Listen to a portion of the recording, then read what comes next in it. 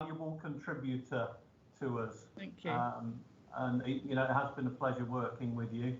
And I wish you obviously the best of luck with the venture that you're putting together. Okay, thank you. I said I'm sure if it's successful, you will be hearing from me again. Well, let's hope so. Thank you. Bye bye. Okay, thank you. Okay, no other declarations of interest. Everybody has been circulated a copy of the minutes of the previous meeting. Could I just ask if anybody has any issues with those minutes that they raise them now, please?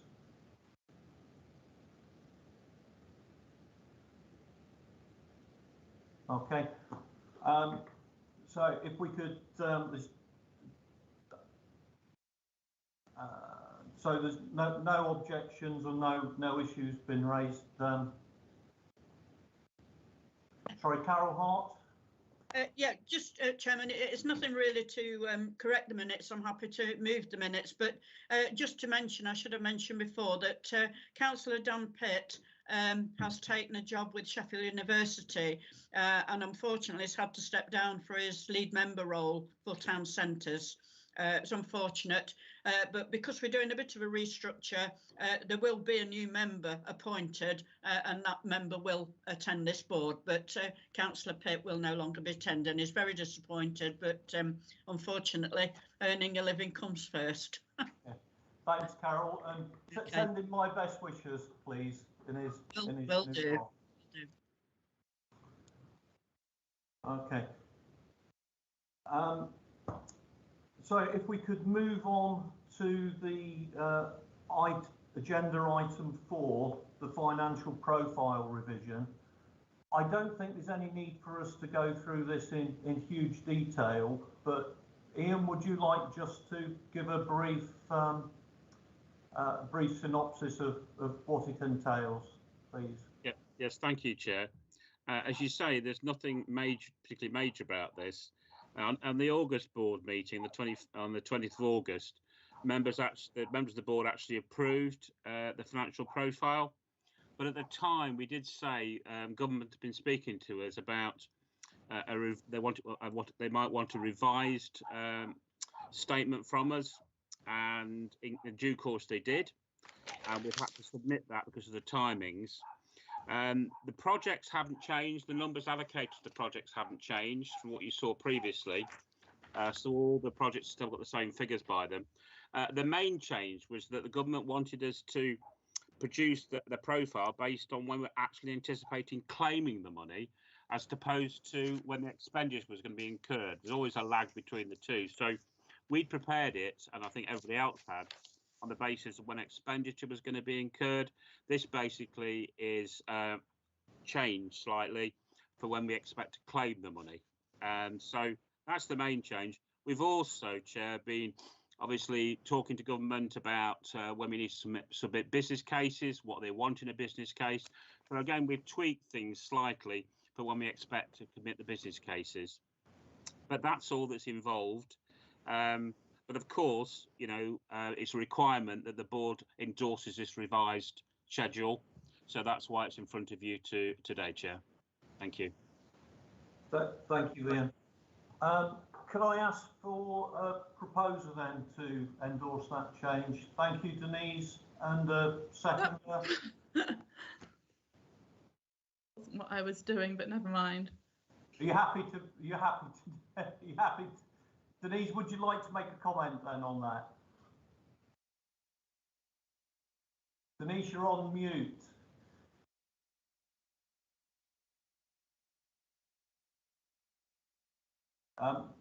Denise, your microphone's muted. Sorry. I looked at the figures on page 8 and I saw that the Box Office Cultural Hub was going to get a total of £5,290,000. And then I looked at agenda item 4 last week, and that was £5,590,000. And I thought, where's my £300,000 gone? But I think that the £300,000 has gone to some revenue funding for project management. So I just wanted to say that if you're looking at your project and wondering where your money's gone, is that where it's gone? Sorry. Yeah, Steve Yeah. helps me with that, but I think that's where it is, isn't it? Okay. Steve? Yes, and if I can just make the point that yes, it is the case that the submission to government has taken 5% of the overall fund for revenue funding. That's to allow for all the items of expenditure that we will be unable to capitalise, in particular development, writing and assessment of business cases and several other things which we won't be able to capitalise in the future. That was actually included in the profiles that you approved, the board approved in August. So that's not a new item, which is why the covering report doesn't draw it to attention. That was with the submission that we made at the time was for a 5% revenue cut. The alteration in these papers are that it's fundamentally a claim profile rather than an expenditure profile. Okay. So it shows all the claim for all the expenditure made in this financial year being made in the next financial year, and that's the critical difference. Thank you for clarifying that for us, Steve. Could we have someone to propose that we endorse this then, please? Happy to propose that, Richard. Thank you, Carol. And a seconder? I'll second that now. Thank you. Thanks, Denise. If we have no objections, can we move that that's endorsed then, please? Okay. For me, certainly, the next two items are the ones that I'm most keen to hear about. So if we go on to the Galaxy Road project variation, James Gregory is the board champion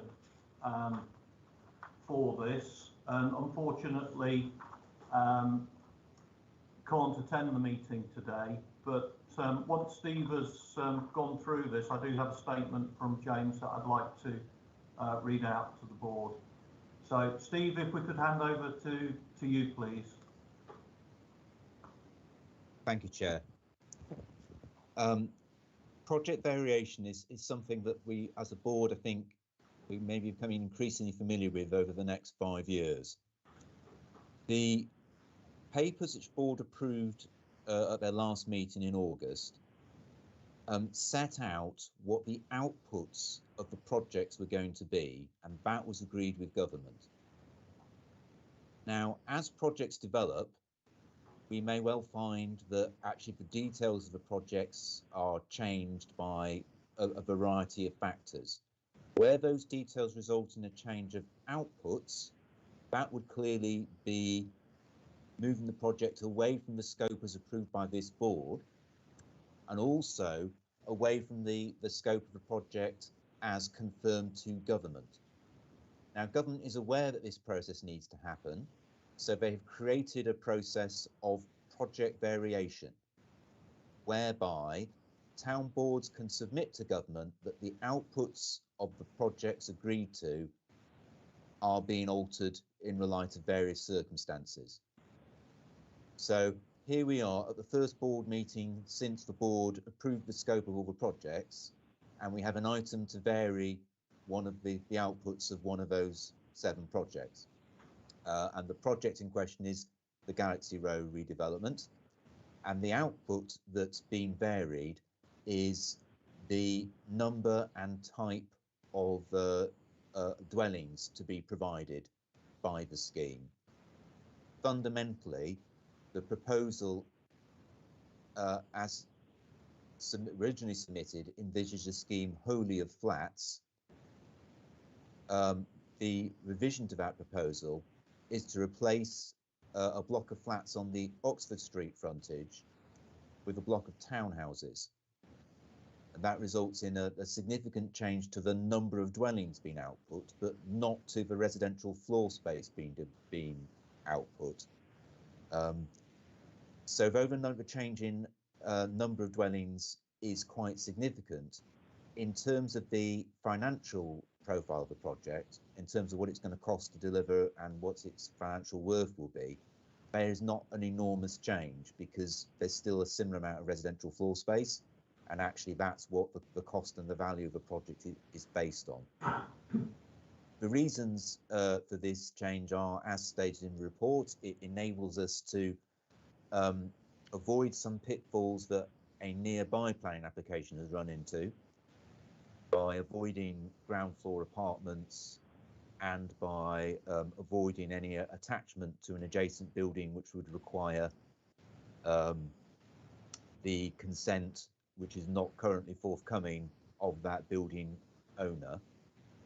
It has the additional benefit of providing us with a wider mix of development outputs, which means that the project is more robust because there's less risk, because the risk is now shared over different types of output.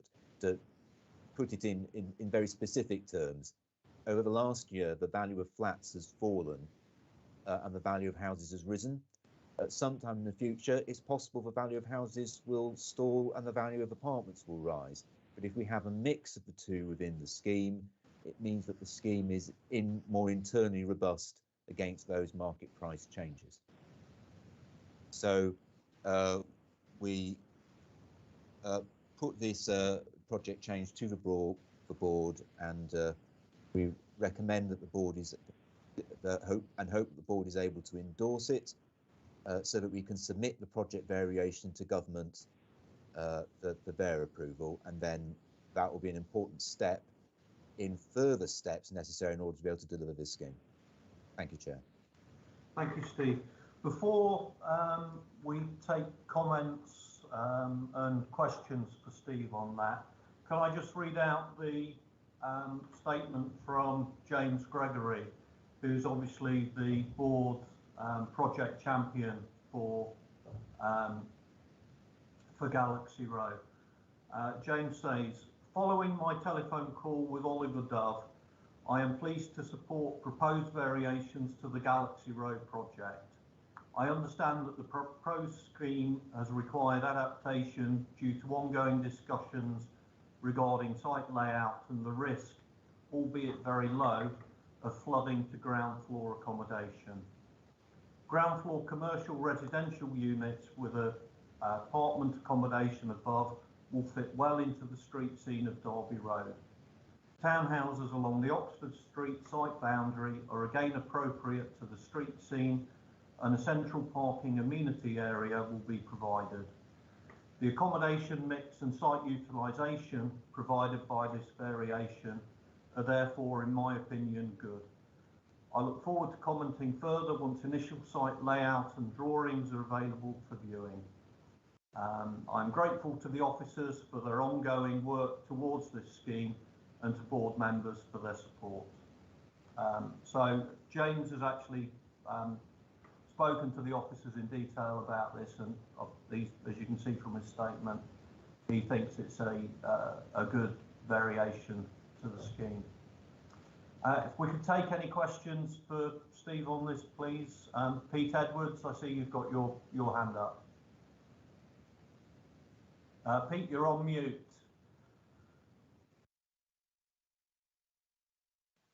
Different system. Is it correct, because I read the papers, but the main access, or the only vehicular access, will be from Oxford Street? Yes, Pete, that's all the indicative layouts to date have shown that that's the most appropriate way forward. A vehicular access off Derby Road would be a bit of a nightmare. It's a very difficult, busy and congested section of road, and potentially dangerous. It appears to be far more practical to be able to take an access off Oxford Street, which is a much quieter, less busy road area. So that's the intention. Thank you. Thanks, Steve. Does anybody else have any questions or comments that they'd like to raise, please?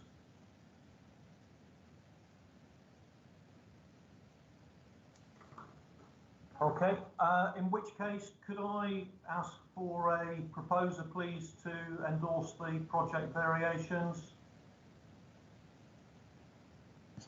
I'm happy to propose if nobody else wants to come forward. Thank you, Carol. And a seconder, don't be shy. I'm happy to second. Thanks, Denise. Could I ask if anyone has any objections, they make themselves aware? Okay, thank you very much. Could we move that the board has endorsed those project variations then, please? Thank you very much. If we could go on to the next item, which is the results of the box office soft market test. Steve, do you want to run through these for us, please? Thank you, Chair. Yes. As board members will be aware, the proposal for the box office to convert it into a cultural hub, really rather the viability of that proposal depends on being able to find an operator who could run that facility without a consistent referral to the council for an ongoing revenue subsidy. That's the basis on which we've promoted the concept so far. We ran a soft market test with a view to being able to inform the last board meeting and give some assurance on future operators. Unfortunately, we weren't able to offer that assurance because we got only one response to that soft market test, and that was from a rather niche cultural operator who envisaged an ongoing revenue subsidy from the council to operate the facility, which is not the model that we wished to progress. So the proposal is that we go back out for a soft market test to invite potential operators to suggest to us operating models for this project. Now, because we've already heard today that there is a potential interest from a charitable company being set up by a member of the board, the soft market test would enable that offer to be assessed. But of course, we've found that we've had limited interest in the past, so the proposal is to widen out the offer by inviting other proposals for use not just of this building but of this site for purposes beneficial to the town. Depending on what we get back from that soft market test, we'll then be in a position to come back to this board with an array of options as to the way forward for the box office project. Thank you, Chair. I think that's the essence of what we're putting forward. Thank you, Steve. Councillor Carol Hart. Yeah, thank you, Chairman. Yeah, I mean, I think it was slightly disappointing that we didn't get the reaction that we wanted, but I think when you think that when this went out with the COVID situation as it was, you know, I think probably a lot of the cultural people that might have been interested probably had concerns because, you know, we know it's affected a lot of areas. So I think you know, I think we do need to go out again because I think it is something that really is going to be essential. I really would like to see this one happen. So I think that if we can sort of widen the appeal of the place rather than have the narrow remit, you know, because we do need this property to be brought back into use if at all possible. And we've always known it was going to be a difficult one, but I just feel that this is the right way to go back out again and see what we can do, because as I say, it is an important part of our the regeneration, and you know, in the centre of Long Eaton, I think it's essential that we do try and move this on. So, you know, I'm really happy to just propose that we do go out again, and as I say, wider remit, and we may get, now COVID, people are getting more used to COVID and things well, you see, it's all about the levels of infection and all that. But I still think there is a little bit more certainty about things going forward, and I think people are getting used to dealing with this thing. So hopefully we will, we'll get a little bit more, feedback. Fingers crossed, anyway. But I'm happy to propose that recommendations there. Thank you, Chairman. Thank you, Councillor Hart. Alison Westray Chapman, please. Thank you. Formal introduction there, Richard. Thank you very much.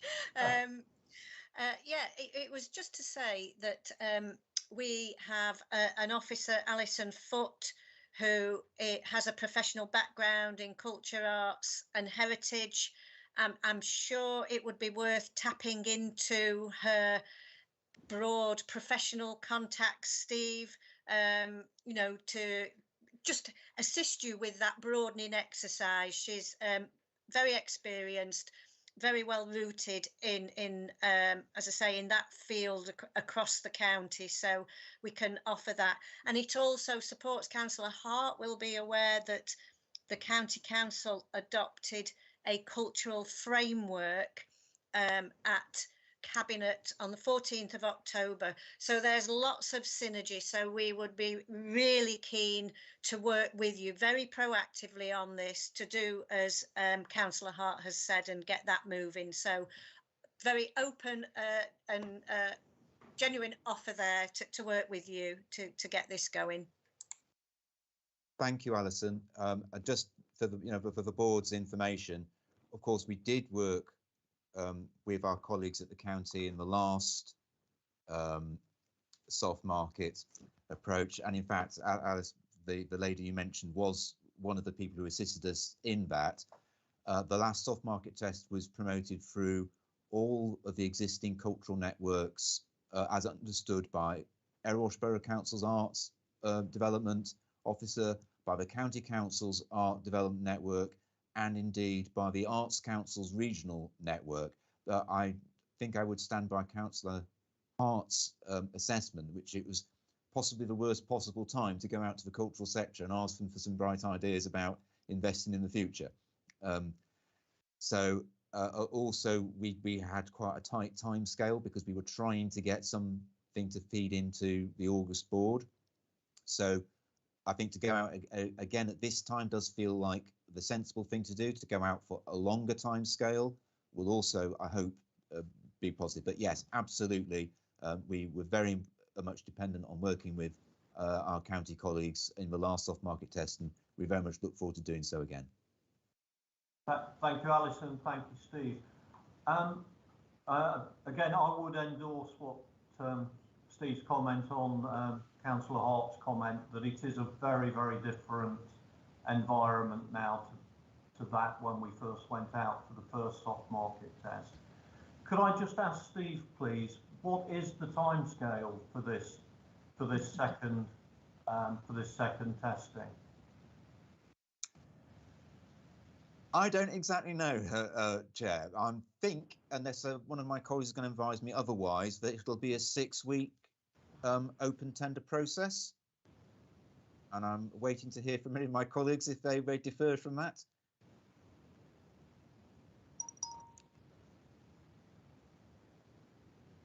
Well, I don't believe anybody's disagreeing with you, Steve, on that one. Can I suggest, Chair, through you, 6 weeks does seem right, but I think we may have to vary that if varying it gets us the outcome we want. Jeremy, I absolutely agree. The box office is a very highly visible site, and I think it's important that at the end of the town deal process that we've done something with that site. You know, given that we've got a 5-year process to deliver the town deal, if it takes an extra few weeks to get the right people on board to make the box office work, I don't think that's a bad investment in time. But I do understand where Steve's coming from, that at the moment we don't know what the response is going to be. So, thank you. Pete Edwards. Chair, I I think perhaps the focus has been too narrow and it needs to go further. But the CBS and indeed the CBSs across Derbyshire have a network which supports social entrepreneurs. And I don't think it should be restricted to arts and culture. Secondly, of course, we have Erewash Partnership with social entrepreneurs and business, and of course, Long Eaton Chamber of Trade. All those really ought to be provided with the outline so that they can consult their members, perhaps support members in making a bid, because, for example, someone may see it as a commercial opportunity for part of their existing business with an entertainment add-on. So please make it as wide as possible. Thank you. Thank you, Pete.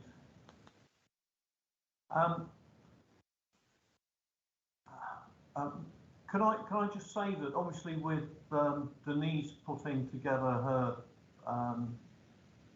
her new potential venture, it will mean that we haven't got a project champion for the box office on the board. So if Denise does go forward with that, we will need to appoint a new project champion. And if anybody is interested in doing that role, if they could get in touch with me, please. Steve? Thank you, Chair. Just as a matter of governance, we're very supportive of Denise's initiative, but I want to make it absolutely clear there is no done deal. The whole purpose of going out to a soft market testing process is to elicit the best proposals for this site. So I don't want to sound unsupportive of Councillor Bond's proposals. I most certainly am, but neither do I want to give the impression that it is automatically the case that those are the proposals that are going to be accepted. And I think it's quite important for the board to make that distinction at this point. Thank you, Stephen. Obviously, you're absolutely right in highlighting that, and Denise, Councillor Bond will be completely aware of that, I'm sure. Can I ask one other quite difficult question, Steve, which is if we don't get a good proposal that comes forward, what then do we do? Well, yes, you're entering the realm of the theoretical, but I think it's the realm of the theoretically possible, and therefore worth considering. If we get no proposals for any party who is able to come forward with a sustainable model for operating a facility of this nature, then we may have to consider whether we can progress with this as a project. Now, sorry, I think Jeremy, were you wishing to interject? Well, no, I tend to be a bit terse sometimes, but I think the stark reality is if we don't get suitable proposals, then we won't have a credible business case. If we don't have a credible business case, then, the reality is the project fails. Thank you, Jeremy. I think what that says is that this second round of looking for a decent proposal is critically important, because I don't think any of us want at the end of this for the box office to be as the box office is now.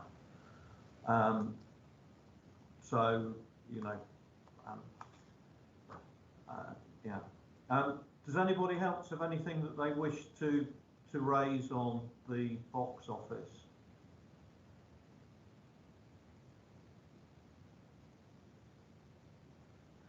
Okay, if I could just reiterate of what Jeremy said, Steve, that this is a really important process, and we fully understand why you're having to go out a second time. You know, let's hope that we do get some decent proposals in for this one. So could I ask please for a proposer that we go out for this second round of marking testing?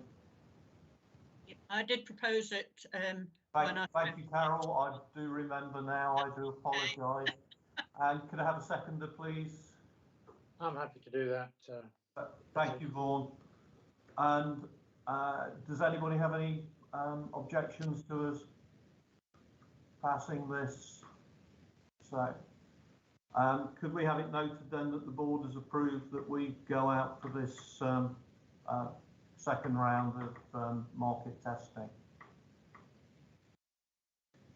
Okay, thank you. Date of next meeting. We've got a provisional meeting booked for the 26th. Thank you, Peter. I appreciate that offer. We've got a provisional meeting booked for the 26th of November. I think that we should propose that we have that meeting, and that obviously if there is nothing to report, we will obviously inform the board of that. So if we have any other business, if anybody's got anything else that they'd like to raise? Okay, well, very short, very sweet. I'd like to obviously give my thanks to the officers for all of their hard work in putting this together, and I very much look forward to hearing the results of the next round of market testing for the box office when we next meet. So if we could end the live stream, please, and draw the meeting.